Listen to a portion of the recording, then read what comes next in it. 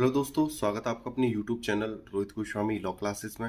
आज मैं आपको कराने वाला हूँ एलएलबी सेकेंड ईयर, सेम है हमारा फोर्थ, एक्ट है हमारा इन्वॉल्वमेंटल लॉ और कोड है हमारा 4003 और क्वेश्चन नंबर है हमारा 6।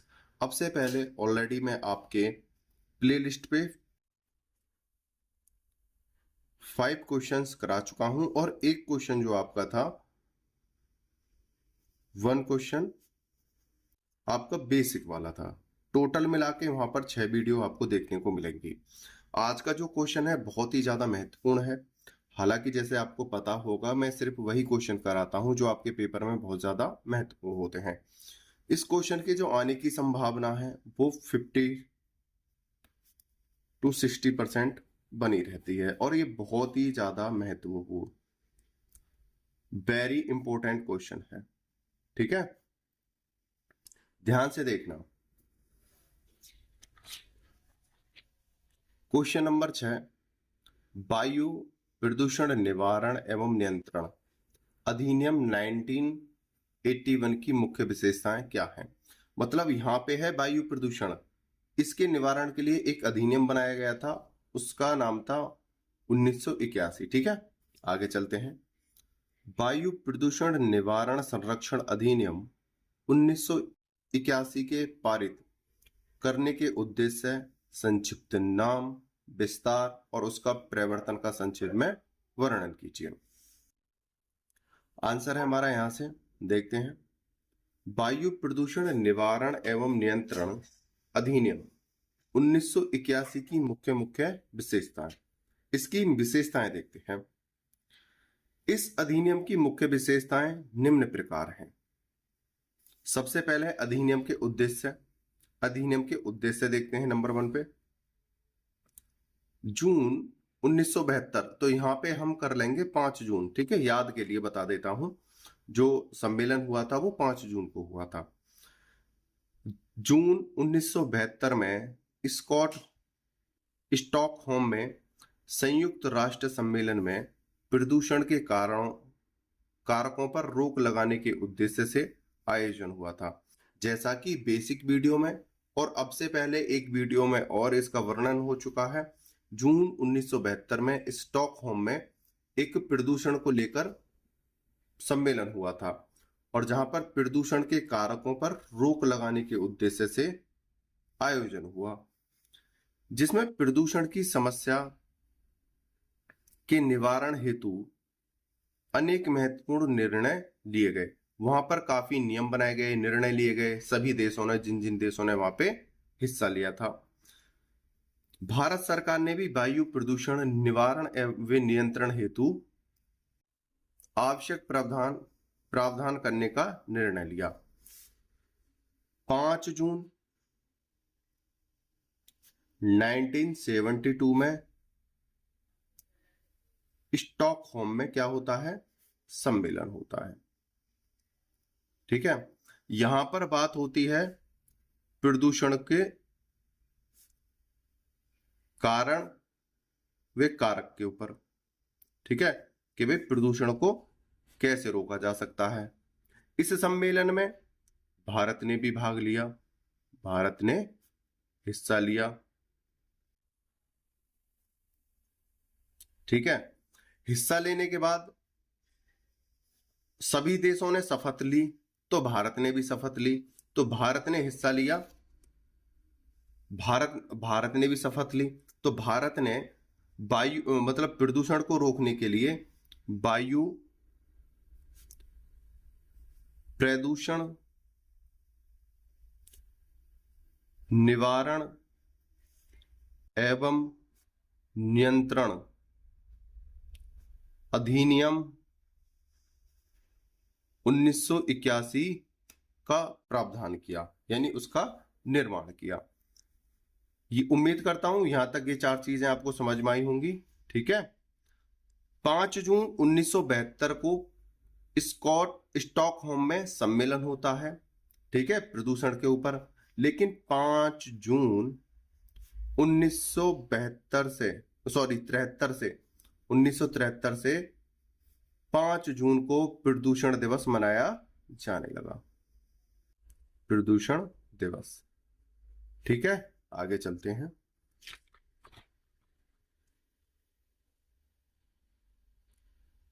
अब देखो यहां तक तो हम समझ गए हैं, सम्मेलन हुआ, प्रदूषण के ऊपर हुआ, भारत ने हिस्सा लिया, भारत ने भी प्रदूषण को रोकने के लिए वायु प्रदूषण का अधिनियम का निर्माण किया, जिसके परिणाम स्वरूप 1981 में वायु प्रदूषण निवारण एवं नियंत्रण अधिनियम पारित हुआ, जिसके निम्न मुख्य उद्देश्य थे। आगे देखते हैं। नंबर 1, औद्योगिक क्षेत्र में उद्योगों के कारण फैले वायु प्रदूषण को रोकने एवं इन क्षेत्रों में से अति घनी आबादी वाले क्षेत्रों में इसके विपरीत प्रभावों को रोकने के लिए आवश्यक कदम उठाए गए। ठीक है, यहां पर सबसे पहले क्या था, औद्योगिक क्षेत्र के प्रदूषण की जांच करना। ठीक है, उनके कारणों को पता करना। दूसरा, जिनसे घनी आबादी जो है उस क्षेत्र में अगर औद्योगिक क्षेत्र बने हुए हैं और उन औद्योगिक क्षेत्रों से प्रदूषण हो रहा है तो ऐसे औद्योगिकों की जांच करना और उसके बाद उन्हें घनी आबादी वाले क्षेत्र से बाहर निकालना या रोकथाम के लिए नोटिस देना। ठीक है, आगे चलते हैं। दूसरा है यातायात, घरेलू ईंधन, चिमनियों के धुएं आदि से वायुमंडल में प्रदूषण उत्पन्न होता था। इसे कम करने के उद्देश्य से इस अधिनियम की आवश्यकता महसूस हुई। देखो, यातायात, घरेलू ईंधन, जैसे हम लकड़ियों का इस्तेमाल करते हैं, कोयले का इस्तेमाल करते हैं, अन्य चीजों का इस्तेमाल करते हैं, चिमनियों, जो कंपनी फैक्ट्रियों से चिमनी जो निकलती हैं वहां से गर्म भाप और धुआं जो निकलता है आदि से वायु प्रदूषण दूषित होता था। उनको रोकथाम करने के लिए ये महसूस हुआ कि भाई ये जो प्रदूषण है बहुत ज्यादा हो रहा है, इसकी रोकथाम के लिए भी हमें एक अधिनियम बनाया जाना चाहिए और एक अधिनियम बनाया गया इनकी रोकथाम के लिए। ठीक है, किस किस के लिए, औद्योगिक क्षेत्र से हो रहे प्रदूषण, वायु प्रदूषण की रोक के लिए, और यातायात, घरेलू ईंधन, चिमनियों के धुएं और अन्य के रोकथाम के लिए। आगे चलते हैं।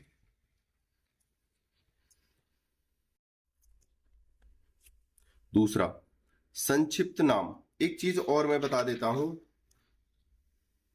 यहां पर हमने सिर्फ 2 पॉइंट लिए हैं। वायु प्रदूषण का ये ना सोच लेना कि सारे पॉइंट खत्म हो गए।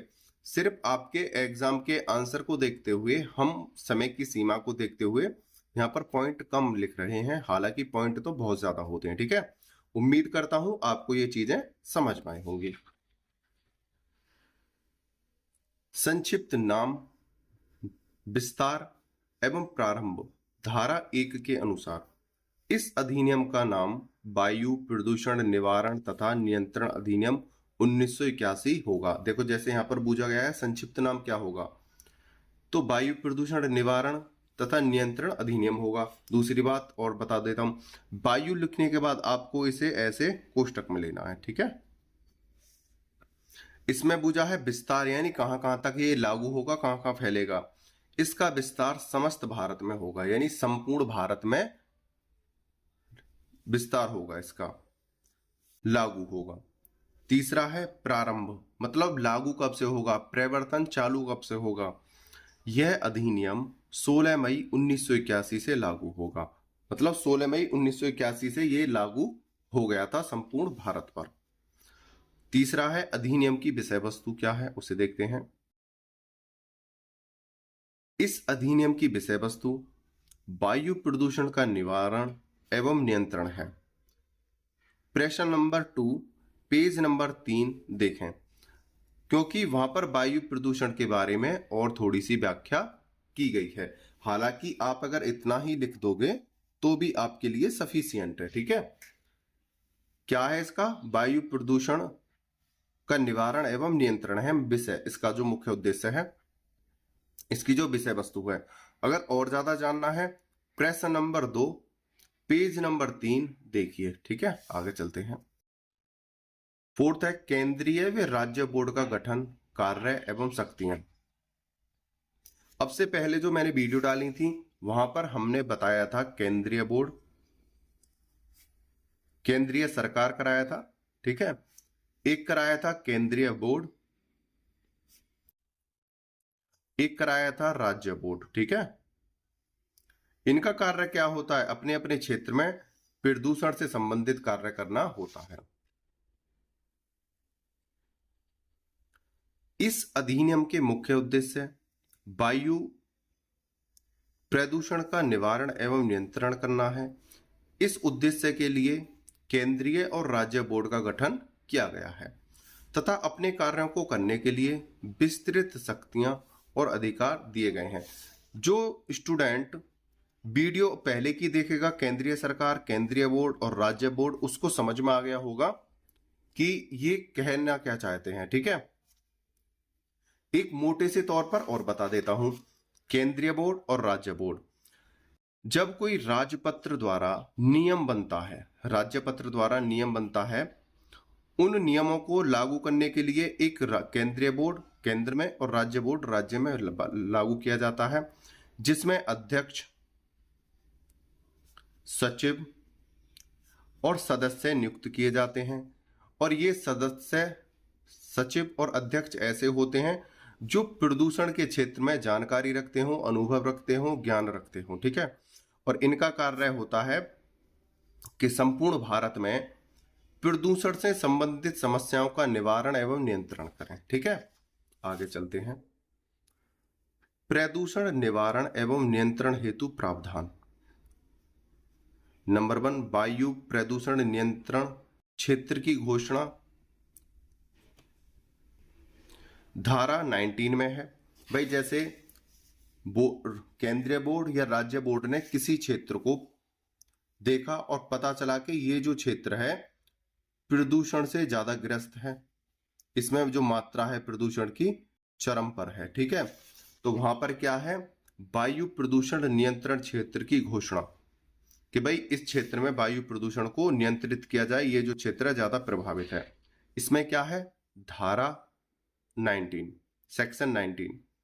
दूसरा वाहनों के उत्सर्जन का मानक, वाहनों से उत्पन्न होने वाले प्रदूषण की जांच सेक्शन 20 के द्वारा। तीसरा कुछ औद्योगिक संयंत्रों पर रोक। कुछ औद्योगिक संयंत्र ऐसे होते हैं, यानी मशीन ऐसी होती हैं जो प्रदूषण उत्पन्न करती हैं। ठीक है, मशीन कुछ ऐसी होती हैं जो ज्यादा से ज्यादा प्रदूषण बनाती हैं मशीन, तो उन पर क्या करना है, रोक लगाना। ठीक है, धारा 21 4 में है प्रदूषण रोकने के लिए न्यायालय में आवेदन। धारा 22 न्यायालय में आप आवेदन कर सकते हो, बाद लेके जा सकते हो, अपनी याचिका लेके जा सकते हो कि उस क्षेत्र में प्रदूषण का प्रभाव ज्यादा है या किसी औद्योगिक क्षेत्र से या किसी अन्य कारण से वहां पर प्रदूषण हो रहा है, आप उसे जाकर रोकथाम कराइए, आदेश दीजिए। नंबर 5 प्रवेश एवं निरीक्षण की शक्ति। किसी भी क्षेत्र में जाकर प्रवेश करके उसकी जांच कर सकते हैं और निरीक्षण कर सकते हैं। ये शक्ति कौन देता है, धारा 24 यानी सेक्शन 24। ठीक है, और इत्यादि, मतलब इसके अतिरिक्त भी और बहुत से क्या हैं, कार्य हैं, प्रावधान हैं, लेकिन हमें अपने क्वेश्चन की समय सीमा को देखते हुए हम 4-5 पॉइंट लिख रहे हैं, यही हमारे लिए सफिशिएंट है। नंबर 6 अधिनियम में प्रयुक्त विभिन्न पदों की परिभाषाएं। देखो जो अधिनियम है उसमें कुछ शब्द ऐड किए जाते हैं, उनकी परिभाषाओं को हम देखते हैं। वायु प्रदूषण धारा 2 के अनुसार वातावरण में उपस्थित ठोस, तरल या गैसीय पदार्थ जिनके कारण मनुष्य, जीव जंतुओं, पेड़ पौधों, पर्यावरण या संपत्ति पर कुप्रभाव पड़ता है, वायु प्रदूषण कहते हैं। वायु प्रदूषण ऐसा प्रदूषण होना चाहिए जिनसे इन सभी पर विपरीत प्रभाव पड़ता हो। ठीक है, मनुष्य, जीव जंतु, पेड़ पौधे और पर्यावरण या संपत्ति पर कुप्रभाव पड़ता हो या ये अपनी गुणवत्ता खो देते हो, उसे वायु प्रदूषण कहते हैं। दूसरा है प्रमाणित ईंधन। 2 के अनुसार प्रमाणित ईंधन से तात्पर्य ऐसे कोई ईंधन से है जो इस अधिनियम के उद्देश्यों के अनुसार प्रयोग के लिए प्रमाणित हो। ईंधन को समझिए, यहां पर बोला है उपयोग के लिए प्रमाणित हो। भाई कुछ ऐसे ईंधन होते हैं जिनसे वायु प्रदूषण नहीं होता है, उनकी जन समुदाय को बताना कि भाई आप इस प्रकार के ईंधन का इस्तेमाल करो, इससे वायु प्रदूषण कम होता है। और ऐसे ईंधन को रोक लगाना जिनसे वायु प्रदूषण अत्यधिक मात्रा में बढ़ता हो। ठीक है, दोनों ही काम है। या इसमें ईंधन को वर्णित ईंधन के बारे में वर्णन दिया गया है। ईंधन ऐसा हो जो उपयोगी हो, उसको तो लागू करने के लिए बात करना, उसके बारे में बताना। ईंधन जो खराब हो, जिससे प्रदूषण उत्पन्न होता हो, उस पर रोक लगाना अत्यधिक, जिससे वायु प्रदूषण होता हो या अन्य प्रदूषण बनते हो। तीसरा है ऑटोमोबाइल्स। धारा 2 के अनुसार ऑटोमोबाइल्स का अर्थ किसी भी वाहन से है जो भाप या शक्ति के माध्यम से चलाया जाता है और उसमें ईंधन जलता है। ऑटोमोबाइल्स जहां पर पेट्रोल, डीजल, ठीक है, डीजल, गैस या ज्वलनशील अन्य कोई पदार्थ होता है, ज्वलनशील अन्य जो पदार्थ उसमें डाले जाते हैं, लगाए जाते हैं, उनसे क्या होता है, वायु प्रदूषण होता है। तो उनके ऊपर रोकथाम करना, उनको नए नए उपाय देना। ठीक है, आगे चलते हैं। और यहां पर ऑटोमोबाइल्स का वर्णन भी किया गया है कि इस शब्द के अंतर्गत ये चीजें आएंगी। Number 4 board. धारा 2 के अनुसार बोर्ड से तात्पर्य केंद्रीय तथा राज्य परिषद से है। बोर्ड को तो आप अच्छे से समझ चुके होंगे, क्योंकि अब से पहली वाली वीडियो में 3 वीडियोस जो थी, केंद्रीय सरकार, केंद्रीय बोर्ड, राज्य बोर्ड, सभी उन्हीं के बारे में थी। 5 केंद्रीय बोर्ड। धारा 2 के अनुसार केंद्रीय बोर्ड का अर्थ केंद्रीय जल प्रदूषण निवारण एवं नियंत्रण बोर्ड से है, जिसका गठन इस अधिनियम की धारा 3 में वर्णित उद्देश्य के लिए वायु प्रदूषण निवारण एवं नियंत्रण के अर्थों में भी होगा। देखो, इसको देखना, मैं भी मतलब अन्य प्रदूषणों के साथ साथ वायु प्रदूषण को भी रोकेगा। निवारण एवं नियंत्रण के अर्थों में भी होगा। ठीक है, ये नहीं है कि कोई भी प्रदूषण केंद्र है या कोई अधिनियम है सिर्फ एक ही प्रकार के प्रदूषण को रोकेगा। उसे जैसे जल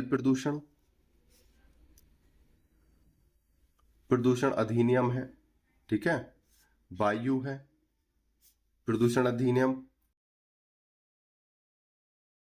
या भूमि प्रदूषण अधिनियम या अन्य प्रदूषण अधिनियम। इनका मतलब ये नहीं है, देखो अपने क्षेत्र में तो काम करेंगे ही करेंगे, अपने क्षेत्र की तो शक्ति नहीं है ही है, लेकिन इन्हें अन्य क्षेत्रों में भी ये इसमें इंटरफेयर कर सकता है, इसमें भी, ये इसमें, मतलब एक दूसरे से मिलजुल कर भी नियम बनाकर कार्य कर सकते हैं। ठीक है,